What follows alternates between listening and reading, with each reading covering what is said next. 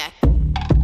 It is Wednesday, February 21st, and you are tuned in to the ShotQualityBets free pick of the day breakdown. I am your host, Justin Perry, and we do this every single day in 5 minutes or less. It doesn't matter if we win or lose the day before or we get hooked for our fourth straight loss.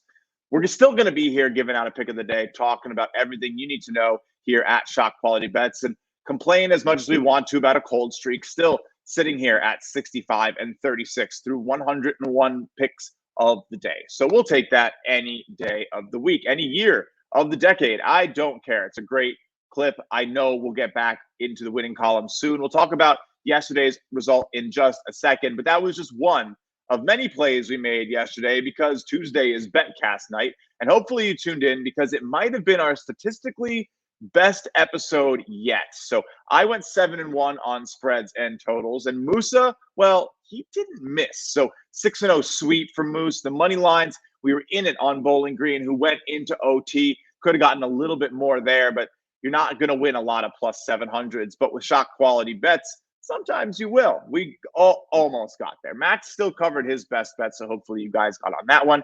He's always hanging out with us, making sure this play sheet stays clean while recording, but a really, really fun 20-second episode. We'll be back for another one. Try to do it again on Thursday, 7:45 p.m., episode number 23. I think this might be wrong. But nonetheless, yeah, that was episode 22. We're on episode 23 on Thursday. So let's talk a little bit about what we got going on with yesterday's pick. I have the shot quality box score here. If you've never seen this, this is the advanced view. Really get a peek into the luck description in terms of various shots taken.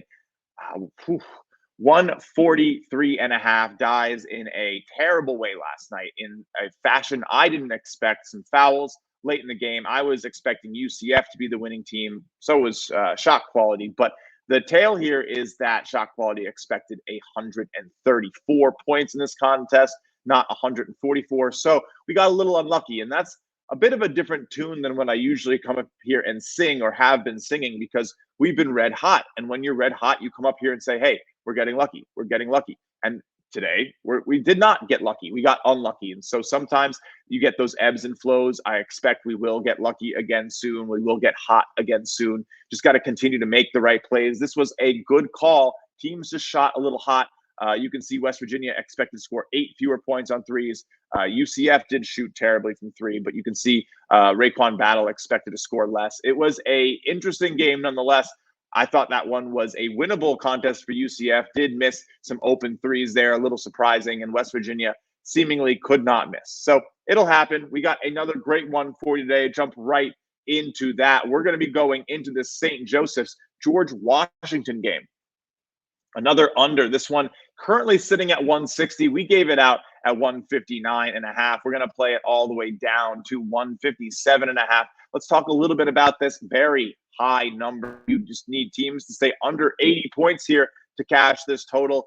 ShotQualityBets projecting it 80 to 72. So right there at that 152 number. I like this pick a lot. We could talk a little bit about the way this one kind of is going to break down. There's going to be a lot of three-point shooting, right? That is why the line is where it's at. St. Joseph's just plays that style, top 10, 15 rate in terms of launching three-pointers. And then on the defensive side, allow a top 15, 25 type rate in terms of their opponents launching three-pointers. But they're not really too efficient in transition. They really are going to depend a lot on those threes. And we go and take a look at what George Washington is able to do while they are quick-tempoed and decently efficient from three. They do not really develop the shot enough. They end up in ISOs. They do not get those turnovers to start transition attacks, and they do not get second chances. So while we will see a lot of shots, I think we will see plenty of misses that lead to maybe a little bit more half-court ball, a bit more of a slowdown. We can go in and see how these George Washington totals have been looking recently and see that they have been higher. But shot quality a little bit different. on some of them. You can see here this 164-point total against Richmond was projected to be mid 150s. Another 157-point total projected to be right there at 140. So ShotQuality expecting less points in recent contests from how George Washington is playing. That also lines up with a lot of the regression statistics you'll see in the conference right now for both of these teams defensively. So a lot of down arrows means the George Washington defense in conference expected to be doing a lot better. Go back here over to St. Joseph's and see the exact same type of trend. You click that conference only arrow, especially those 3-point numbers, right? So teams have been hitting way more than expected on threes against both these teams. Could be a bit of an inflated price. I think this one will come in a little closer to that 152 number. So let's take that under, get back into the winner's circle. 4 losses in a row doesn't feel so good. We're happy. Still won 5 of our last 9. That's how good and how hot we were. But let's go. Let's try not to get back to 5 and 5 in our last.